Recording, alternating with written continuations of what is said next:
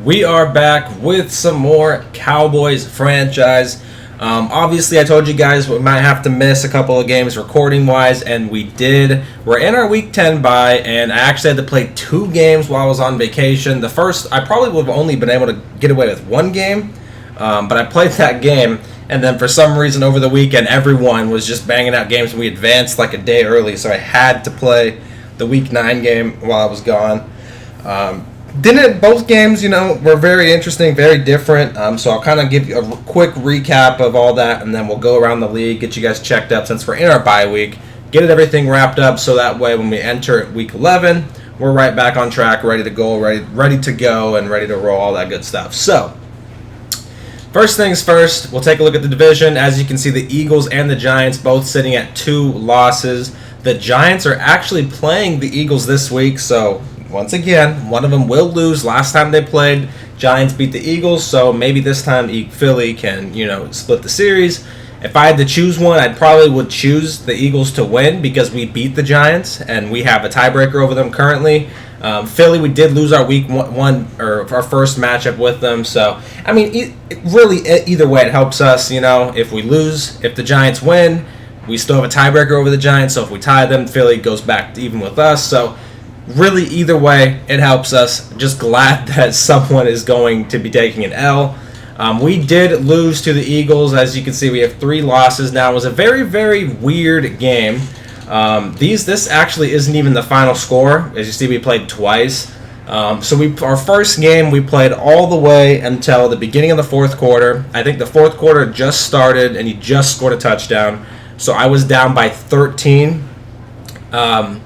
Right as the 4th quarter began, and we were having, I'm sure you guys have had it before, where you can't pick your plays, and so you have to pause it and unpause it, then you can pick your play, or either call a timeout, all that good stuff. So we've been, like the first half, I think me and him both spent a timeout. We used our pauses in the first half, both used our pauses in the second half, and then it eventually caught up to us, and he got kicked for griefing, whatever, because of the delays, so we had to restart. So what we did is we played just the first quarter. I got ball. We were down. I was down by 13. It was 0-0 on the scoreboard, but technically I'm down by 13. And we were just going to play just the first quarter of the second game, so we can have 4 total quarters. I actually did have a breakout player this week as well. I had a Michael Gallup to superstar one, probably because he got that game-winning touchdown here. So he definitely deserves one here in week 8.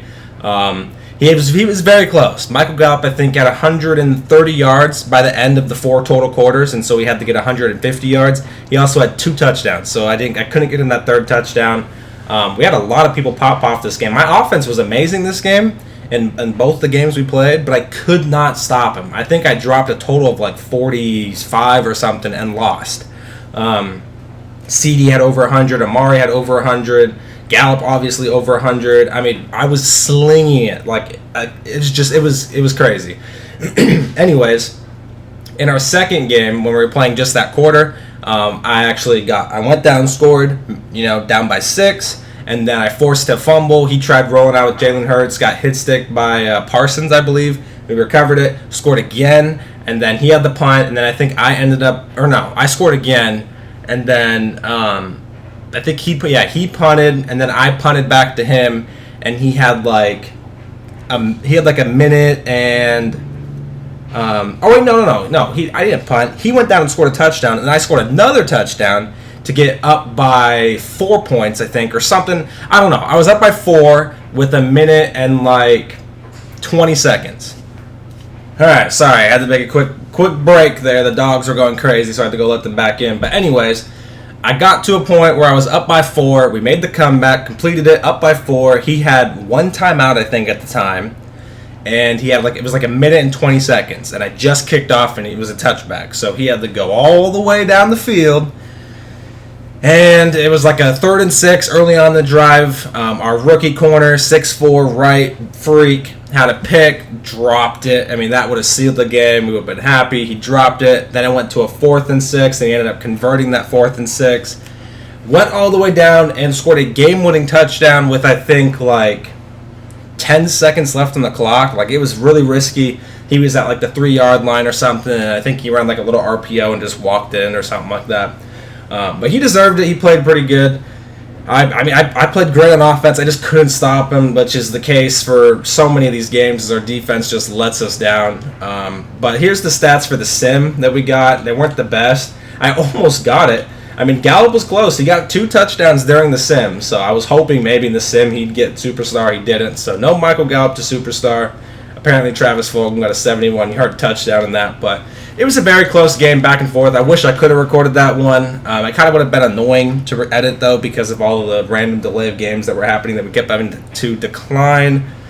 It is what it is. And then we followed it with a game against the Steelers. I think he was sitting at 4-4. I was 5-3, so it was a pretty even game record-wise. And our defense played amazing. I mean, we were great. Second quarter, put up 24, and then the third and fourth didn't even allow him to score a single point. And Wright, I guess, he must have decided to actually start trying after he decided to drop the game-winning pick, or not a pick six, but game-winning pick that would have won us the Philly game, which would have been a great win for us.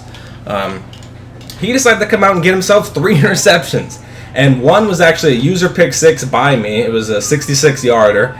I sent a lot of heat. It was a 3rd and short, and I think he had a guy run a little out route or something, and I just was using Wright because he was the only receiver out there, and I hopped it, caught it, and ran it back for a touchdown. So Wright had an amazing game this game. 3 picks. I'm hoping maybe next week I can get a star chance for him. That would be great for his development. But he had a great game, 3 picks, 1 for a pick 6. We had our free safety get a pick as well. A couple sacks as well for another rookie that we drafted in real life. Not even going to try to pronounce his name, but he had 2 sacks, so maybe a chance for him as well. But just our defense just played amazing in general. I mean, everyone was making plays. We were getting tackles for losses. We were getting a lot of deflections. I mean, it was crazy. It was like, why were we so trash in Philly, and then come around and we play against the Pittsburgh Steelers, who probably on paper better defense, or offense. I mean, way better offense on paper than Philly's, and we shut them down to only 13. Like, I was blown away. Dak played great. I barely even passed the ball. Only passed it 19 times, but he had 205 yards, 2 touchdowns, no picks, sacked twice, only 3 incompletions. Rushing, ran the ball pretty good, as you can see here. Zeke, 15 from 153 and 1. We even got 14 for the backup and 58. He was averaging 4.1 per carry, so even the backups were getting it done for us, which is great to see. Receiving-wise, everyone was involved. Gallup, 4 for 67. Blake, 5 for 65 and a touchdown. Ceedee, 4 for 35 and a touchdown. Amari had only 1 catch for 26 yards. Zeke with a couple, but we really controlled the game on the ground. I mean, it ran the ball a lot, as you can see. I mean, we ran the ball over 30 times if you include the 2 Dak scrambles there. So, and I think one of them was a read option too. So yeah, ran the ball over 30 times. We were just really milking the clock, taking our time, and it worked really well. And 100% from field goals, which is great. You always like to see that. I think he actually missed a couple field goals. But that was a great game, a great bounce-back game to head into our bye. Because if we would have dropped this game, we're getting down there. We're double digits in the weeks right now. So we're getting down there. We have the Vikings football team, the Ravens, the Bengals, the 49ers, and then probably the biggest games of the season down here, Philly and the Giants. These 2 games will probably decide who wins the division. Especially, because we'll probably all be relatively close record-wise. So these 2 games are very, very important for the division. We're still in it. Even though we took that Week 8 loss to the Eagles, we're still in it. The Giants did lose their Week 9 game. He lost to the Buccaneers. Very close game. I think he lost on a game-winning field goal from the Bucs. So it was a very close game. That's how he got his second loss. And like I said, Week 10, Philly and the Giants are playing each other. So one of them will be receiving a loss, and I think in Week 11 the Giants are on a bye week, so then we'll be back on even. We would have all had our bye week, and that pretty much wraps us up here to Week 10. We're caught back up. Football team's 1-7 still, and yeah. So weekly awards probably right, I would assume. Yeah, 3 tackles, 3 picks, touchdown. Great game for him. I'm praying he has a chance in Week 11. I really am, man, because we need a corner to start stepping up and breaking out, and I hope he's the one. I want him to be the one because he's so tall. I've never had a 6'4" corner. Like, I really want him to be the one. We do have our other running back, Rico, coming back from injury, so he is right back in the depth chart. I'll put him at the number 2 spot. I mean, this guy runs very, very well. I mean, I'll still split carries between these 2. This guy's the bigger back. He's the smaller back. A little bit quicker as well, but it's just great to have, back to 100% healthy. Everyone's good. We got our running back depth good. Resigns, there's only 4, and honestly, I think I'm going to let everyone go but Dak. Remember, we're only doing this for 2 seasons because Madden 22 will be coming out shortly, so we're only running this for 2 seasons. So instead of signing Dak to a long-term deal, I'm just going to franchise tag him at the end of the season, have him for another year, and then, series will be done. Kenny, he's played okay. He's got exposed a few times here or there. Definitely not re-signing him. Cedric, I think we can do without him. I mean, he's just our special teamer right now. He really doesn't get on the field that much. And then we have our long snapper, third tight end. He's just going to go. There's no reason for it. I mean, I know he's probably the long snapper, I would assume, but there's no reason for the man to be on the squad, man. Someone else can get the job done. This isn't real life. We don't have to have the long snapper on the squad. Currently, the only undefeated team is the Green Bay Packers. Couple one-loss teams in the Broncos and the Cardinals. We'll go by division here. The Browns are leading the North at 6-2 with the Steelers 4-4, Bengals 4-4, Ravens 3-5. AFC South, the Jags are currently leading at 4-4, tied with the Colts. Texans 3-5, Titans 3-5. AFC East, the Patriots are in first at 6-2, Bills 5-4, Dolphins 4-5, Jets 0-9, struggling. The Broncos are in the lead in the AFC West, 7-1, 5-4 for the Chargers. Chiefs 3-6, Raiders 2-6. If you can hear my dryer and my washer, by the way, I'm sorry. Like I said, I just got back from vacation, so we're fucking cleaning all kinds of clothes, getting ready for the week. Packers 8-0, Bears 4-5, Vikings 1-7, Lions 0-8. Good to see the Vikings are 1-7 because that's our next game. I'd like an easy opponent out of the bye. That'd be nice. Bucks 7-2, Falcons 5-4, Panthers 5-4, Saints 4-4. Pretty tough division over there in the NFC South. NFC East, obviously, Giants had the Philadelphia Eagles. Both got 2 losses, but Giants got that tiebreaker. We are right behind them at 6-3, and the football team at 1-7. And the NFC West, the Cardinals are at 7-1, Rams 5-3, 49ers 3-6, and the Seahawks are at 2-6. So that is that for the divisions. We'll take a quick look at some stats, how our team's looking, and then we'll wrap up the video there. Did you guys see that? We're 5th in offensive yards, and we're 29th in defensive yards. I mean, this could be, that's pretty fucking realistic if you ask me. That could definitely happen in real life. The Cowboys top 5 in offensive yards and defensive yards, one of the worst in the league. Like that could definitely happen in real life, which is just crazy. Dak's playing pretty good though, I would say. 25 touchdowns, 6 picks, averaging 323 yards per game. Sacks are kind of up there, but is what it is. Is what it is. Rushing wise, Zeke handling his own. Man, he's already almost got over 1,000. 160 carries on 968 yards, averaging 6.1 per carry, 12 touchdowns. He's fumbled twice, which is a little unfortunate. Broken 37 tackles, 389 yards after contact. That is what you like to see. And look at my man, Siwu, whatever his name is. He's at 107 yards after contact. He's been pretty solid for us. 46 carries, 186 yards. Rico was doing okay as well until he got the injury, but he's back. Dak, gets some scrambles here and there. He has 4 fumbles. CD and Amari both have fumbles on rushes, which is not what you want to see there. Receiving, Blake still leads the way in receiving yards and receptions.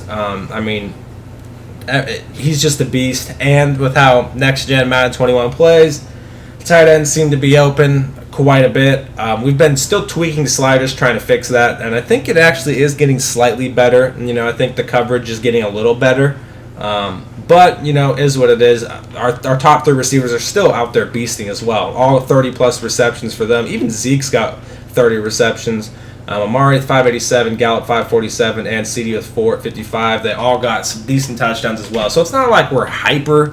He's got 19 more than Cooper. He's got, 14 more than Gallup and stuff like that. But the receiving core does get a large portion of the targets. So I'm okay with that. Apparently our long snapper, he's got 1 catch for 18 yards and a touchdown. Look at the man. Yes, he's Cedric. This is why I'm not re-signing him. 1 for 14.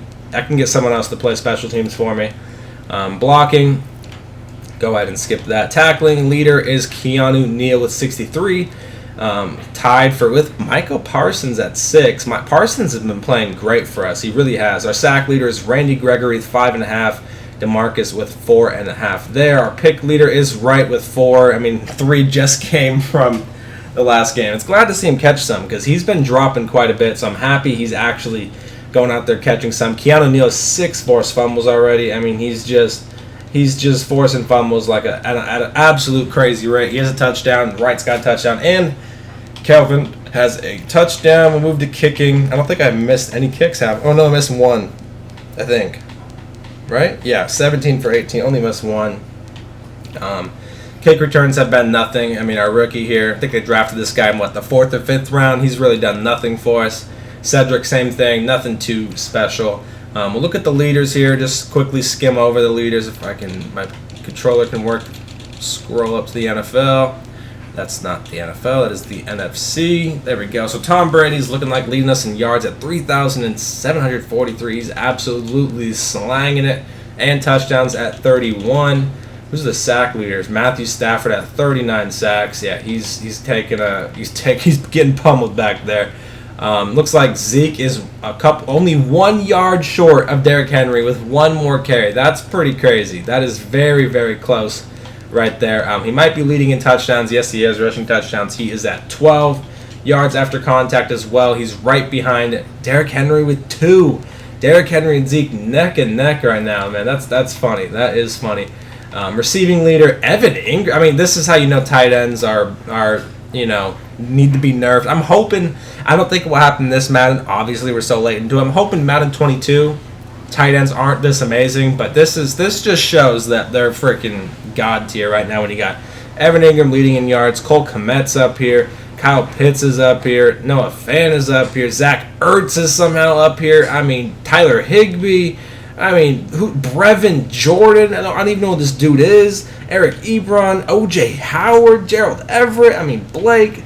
Gesicki, look at this. Logan Thomas, Darren Waller, Kelsey, Trey Burton, I mean, Dan Arnold, Robert Tonyan. I mean, that's how you know it's an issue. All those tight ends up here. It's a league-wide thing. It's just how Madden plays. I don't really know if we can fix it. You can't fix tight end route running. You know what I mean? You can't really.